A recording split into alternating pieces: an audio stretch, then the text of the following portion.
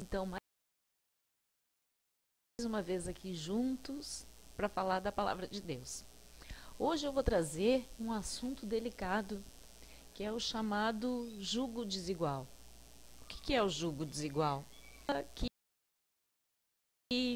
Qual a união que existe entre o fiel e o infiel?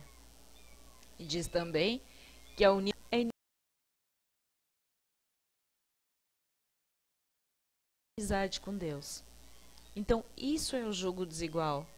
São pessoas que de nós, pessoas que têm uma ideia contrária,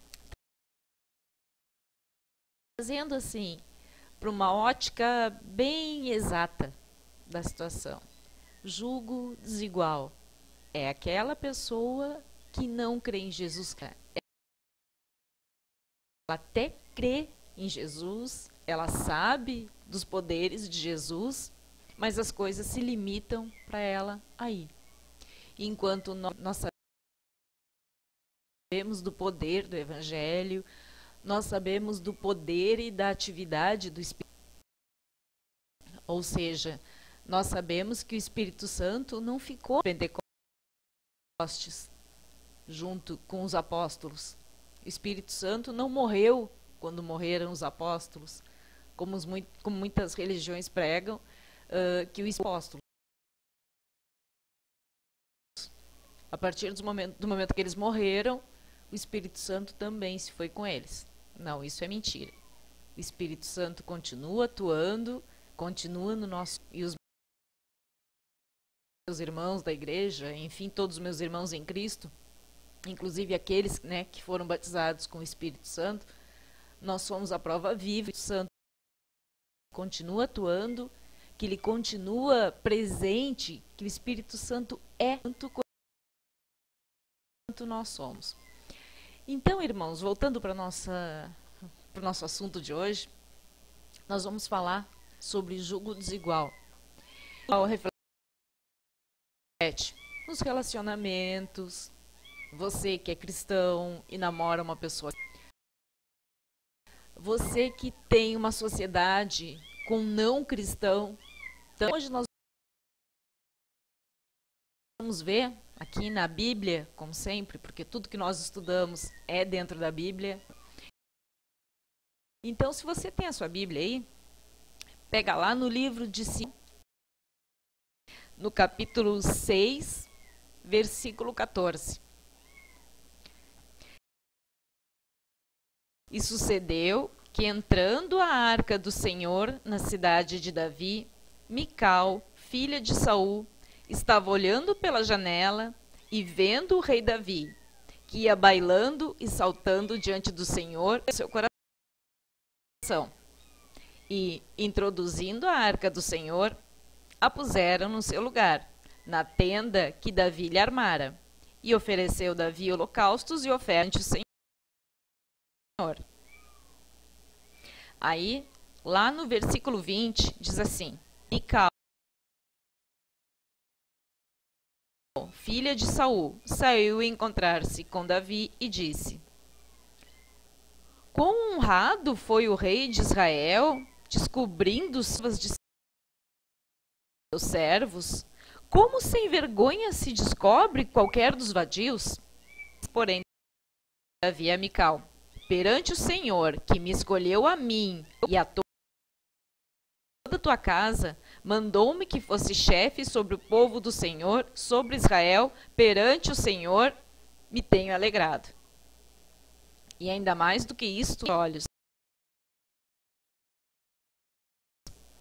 E das servas de quem falaste, delas serei honrado.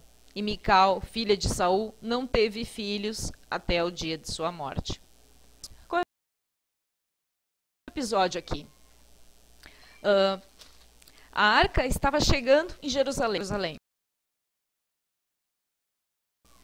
E nós sabemos que o rei Davi era uma pessoa cheia do Espírito Santo. Davi era um dos homens mais ungidos da história. Então ele vinha lá trazer a arca e Davi estava doidão. Numa linguagem assim bem realista, Davi vinha cheio do Espírito Santo, pulando, e ele tá lá. E Davi tá lá no seu vestidinho, lá com o seu abadar ungido, e gritando, tá na unção do Espírito Santo. E lá aquele povo que estava com ele. Também todo mundo tomado pelo Espírito Santo, ali todo mundo dançando naquela unção, aquele poder. E quem é que, ao invés de estar com Davi, estava cuidando da esposa? Por quê? Porque a esposa de Davi não cria no poder do Espírito Santo. Naquela época, vale lembrar, entregue as pessoas. Isso aconteceu naquele episódio de Pentecostes. Depois que Jesus morreu, foi que ele entregou. Porque ele disse, eu vou, mas entregarei a vós aquele que irá cuidar de vocês, que é o Espírito Santo. Mas na época do Velho Testamento, homens que tinham aquela intimidade com Deus, e não é diferente de hoje, eles tinham o Espírito de Deus perto deles, com eles. E era o que acontecia com Davi. Davi estava lá trazendo a arca, né, que era algo que ele estava fazendo para o próprio Deus, e o Espírito de Deus vinha com ele lá, e Davi está lá doidão. A esposa dele, que era para estar junto com ele, estava cuidando de longe. Quando Davi botou o pé em casa e vinha cheio do Espírito Santo, o que aconteceu? Porque o rei estava, né, aparecendo para suas servas, dançava com suas servas como qualquer um. O que Davi disse para ela? Resumindo aqui, que disse, porém, Davi, lá no versículo 21. Perante o Senhor que me escolheu a mim antes do que a teu pai e a toda a tua casa. Então, Davi, eu estava dançando, eu estava louvando o meu Deus que me escolheu. Antes que ele escolhesse toda, ele escolheu a mim, ele me ungiu, e eu estou aqui servindo o meu Deus. Foi mais ou menos isso que ele falou. Agora vamos trazer para o dia de hoje. Que você casou com uma pessoa que não é cristã. Aí você vai lá, foi para o culto, no culto lá tá cheio do Espírito Santo, tá recebendo aquela unção, botou o pé em casa, tá cheia do Espírito Santo. Mas o seu marido, a sua esposa, porque ele não é da igreja, ela não é da igreja. Aí, para contar como foi o culto, para contar, né, o agir de Deus, o mover de Deus, a pessoa está lá querendo comentar o assassinato que viu no Fantástico, querendo ver os gols. Então, quer dizer, são assuntos que não fecham. São assuntos opostos. Você chega e aquela pessoa vem cheia do futebol para conversar com você. Vai acontecer. Vai ser a mesma coisa que Mical. Mical estava de longe, só observava aquilo que a cabeça dela via, que era Davi dançando com as servas, enquanto Davi dançava para o Espírito de Deus. Dançava para Deus. E aquela pessoa que você conhece, que você de repente está se envolvendo, que pode ser aquela pessoa linda, aquela pessoa maravilhosa, aquela pessoa com as suas ideias, que até de certo modo aceita as suas ideias, mas que não quer participar das suas ideias. Aí você vai me dizer assim, mas é uma pessoa que concorda, quando nós casarmos, vai me deixar frequentar a igreja, nós frequentar a igreja. Então deixa eu te dizer uma coisa, a Constituição brasileira também é a igreja, dia à escola, dia ao trabalho, dia ao lazer, aonde você quiser ir. Isso é um direito constitucional. Não é o seu marido, a sua esposa, sendo que vai te dar esse direito.